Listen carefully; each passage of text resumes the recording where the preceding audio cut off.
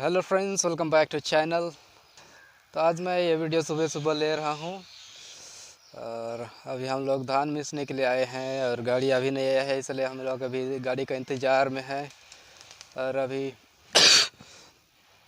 2-3 दिन से ठंडक भी बढ़ा लिए है, इसलिए अभी देख रहे हैं उधर सभी लोग आग तपा रहे हैं उधर। और हम लोग अभी गाड़ी का इंतज़ार में कर रहे हैं और गाड़ी अभी थोड़ी देर में आएगी तो हम लोग मिसना शुरू करेंगे। और कल हम लोग धान को लाए थे और कल भींगा हुआ था, इसलिए हम लोग एक दिन सूखने के लिए रखे थे। फिर अभी दूसरा दिन है, फिर मिसने के लिए अभी हम लोग आए हुए हैं। एक्चुअली जो नेचुरल क्लामिटी जो साइक्लोन आया था आंध्र प्रदेश और तमिलनाडु में, उसी का असर हुआ था इधर भी। और पानी आया था इसलिए भीग गया था पूरा धान सब। और लगभग सभी लोग तो ख़त्म कर लिए हैं मिस के। और जो लोग जिसका जिसका भी धान बचा हुआ है वो लोग अपने खेतों में भी ध्यान दे रहे थे, इसीलिए अभी धान को ख़त्म करने नहीं सके हैं। हम लोग भी अपने खेतों में जो आधा लोग खेतों में, फिर धान कटने में आधा लोग जा रहे थे, इसलिए हम लोग अभी धान ख़त्म करने नहीं सके हैं। तो आज मिसेंगे। फिर जो नेचुरल क्लामिटीज़ होता है उसके किसान को ही होता है, क्योंकि धान जो होता है फसल उसको घर में बितारने का टाइम रहता है और अभी पानी अचानक आ जाती है तो इसका नुकसान किसान को होता है। क्योंकि अभी जो धान अभी भीग जाता है तो अंकुरित होता है, उसको फिर धान खाने लायक नहीं रह जाती है, उसको सभी लोग बेचना ही पसंद करते हैं।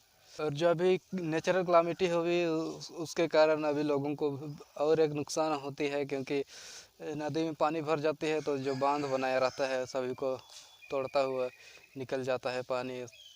तो किसानों को और नुकसान होता है, क्योंकि बांध बनाने के लिए जो पैसा इकट्ठा करते हैं और बांध बनाते हैं उसको पानी तोड़ देता है। तो अभी फिर उसी तरह का कुछ हाल हुआ है।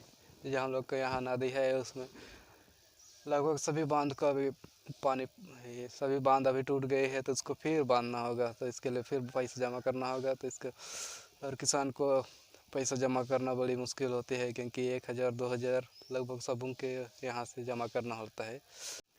आजकल इतनी ज़ोर से ठंडक बढ़ा दी है कि उसमें सहा नहीं जाता है, इसीलिए सभी लोग आग के पास इस तरह का इकट्ठा रहते हैं चारों तरफ। सुबह को ज़्यादा ही ठंडक लगती है क्योंकि ओस गिरा रहता है। हम लोग धान मिसाने के लिए आए थे, पर अभी गाड़ी लेट किया था, इसलिए हम लोग अभी माचिस मांगे थे यहाँ से, तो उसी को अभी माचिस को लौटाने जा रहा हूँ। क्या है? लो माचिस।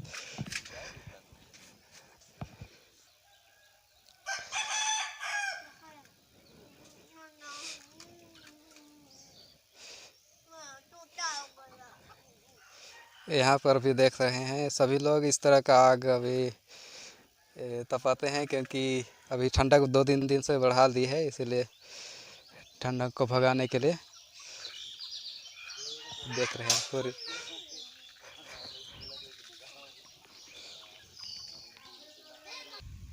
तो फाइनली हम लोग धान को मिसवा लिए है फ्रेंड्स।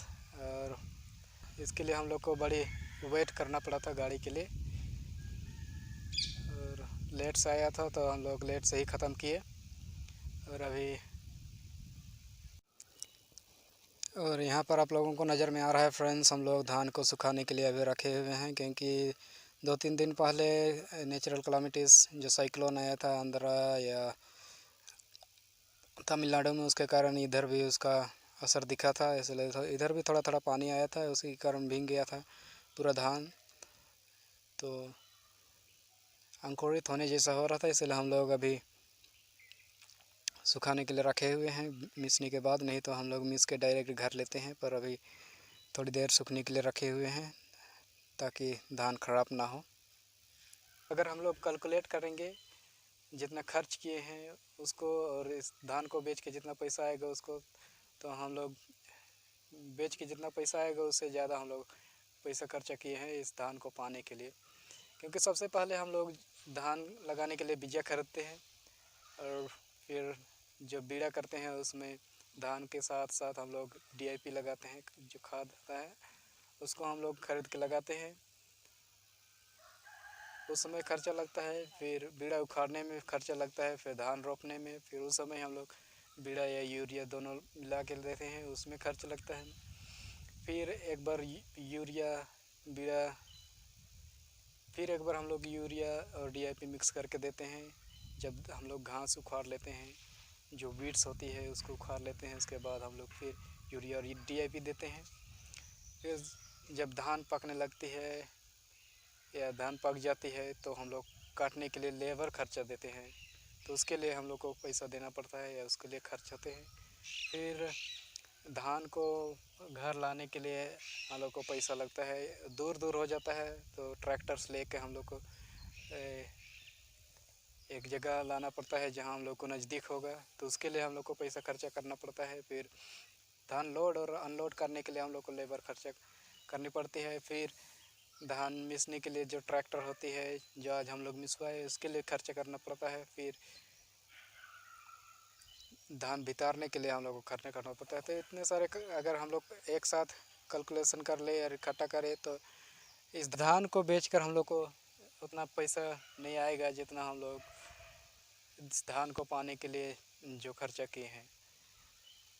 आप लोगों को ये सब सुन के आप लोगों को सोच आती होगी, तो फिर क्यों हम लोग खेती करते हैं? हम लोग क्योंकि हम लोग खरीदने से अच्छा अपना लगा के जो अपना मेहनत से बनता है उसको खाने का उसको खाने का पसंद करते हैं, ना कि हम लोग खरीद के।